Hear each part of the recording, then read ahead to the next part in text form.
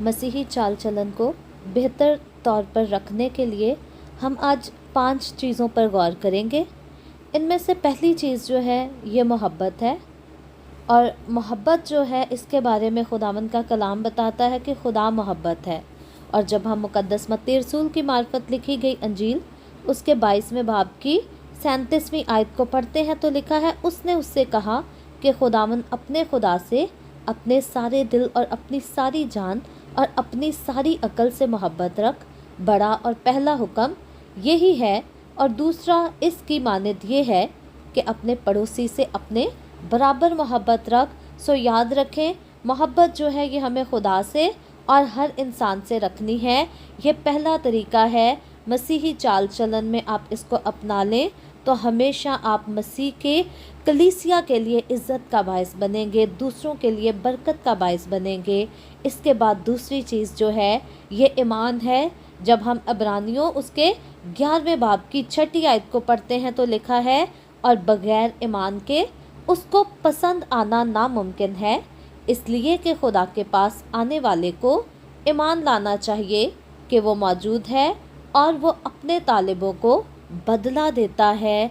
मेरे अजीज़ों, कश्मकश का दौर है, मुश्किलात में शिकार इंसान जो है ईमान से हाथ धो बैठता है, आज ईमान में कमज़ोर पड़ जाता है। सो दूसरी ये ख़ास चीज़ है, ईमान को खुदावंद में मज़बूत बनाए रखें, क्योंकि बग़ैर ईमान के हम अपने खुदावंद को पसंद ही नहीं आ सकते। और जब हम खुदावंद पर ईमान लाते हैं और हम इस बात को याद रखते हैं, नहीं भूलते और नज़रअंदाज नहीं करते कि हमारा खुदा हर जगह मौजूद है और वो अपने तालिबों को बदला देगा, तो याद रखें फिर हम खुदा को पसंद भी नहीं आ सकते। इसीलिए ईमान खुदा पर रखना और हर चीज़ में खुदा पर भरोसा रखना बहुत ज़्यादा ज़रूरी है। इसके बाद तीसरे नंबर पर मैं बात करूंगी मुआफ़ी की।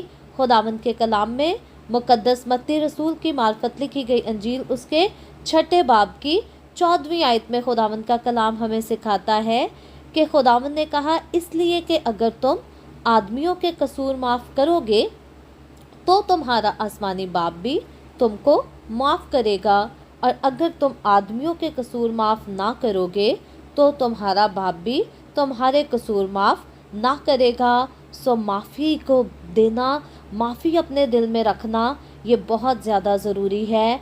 हर वो इंसान जिसने हमारा गुनाह किया है, जिसने हमारे ख़िलाफ़ बुराई की है, ज़रूर है कि हम उसको अपने दिल से माफ़ कर सकें और हमारे हर गुनाह की माफ़ी हम खुदावंद से हासिल कर सकें। चौथे नंबर पर आजिज़ी की बात करूँगी। हर मसीही शख्स को अपने चाल चलन में आजिज़ी को जो है ज़रूर अपनाना चाहिए, क्योंकि खुदावंद के कलाम में फिलिपियों उसके 2 बाब की 3री और 4थी आयत में लिखा है, मैं 3री आयत को बल्कि पढ़ूंगी, तिफरके और भेजा फ़ख्र के बायस कुछ ना करो, बल्कि फ़रोतनी से एक दूसरे को अपने से बेहतर समझे। सो खुदावंद का कलाम मुझे और आपको फ़रोतनी सिखाता है। अगर हम मसीही हैं तो फिर हमारा फ़र्ज़ है कि हमें अपने आप को फ़रोतन करना है, हम्बल करना है और दूसरों को खुद से बेहतर समझना है। कभी भी गुरूर और घमंड का शिकार नहीं होना, क्योंकि गुरूर और घमंड का मसीहों की ज़िंदगी से ना तो कोई ताल्लुक़ है और ना कभी कोई ताल्लुक़ होना चाहिए। इसके बाद 5वीं चीज़ मैं आपको बताना चाहूँगी, वो है दयानतदारी। जब हम इमसाल की किताब उसके 10वें बाब की 9वीं आयत को पढ़ते हैं तो लिखा है, रास्तरो बेखटके चलता है, लेकिन जो कजरोई करता है ज़ाहिर हो जाएगा। सो खुदावंद का कलाम मुझे और आपको दयानतदारी सिखाता है, और मसीही चाल चलन में ये 5 चीज़ें हैं, इनको ज़रूर अपनी ज़िंदगी में अपना लें। नंबर 1 मोहब्बत, नंबर 2 ईमान, नंबर 3 मुआफ़ी, नंबर 4 आजिज़ी और नंबर 5 दयानतदारी। खुदावंद आपसे खुश होगा और आप दूसरों के लिए बाइस से बरकत और बाइस से नजात ठहरेंगे, और आपके वसीला से खुदावंद के नाम को इज़्ज़त और जलाल मिलेगा। खुदावंद आप सबको बरकत दे। आमीन।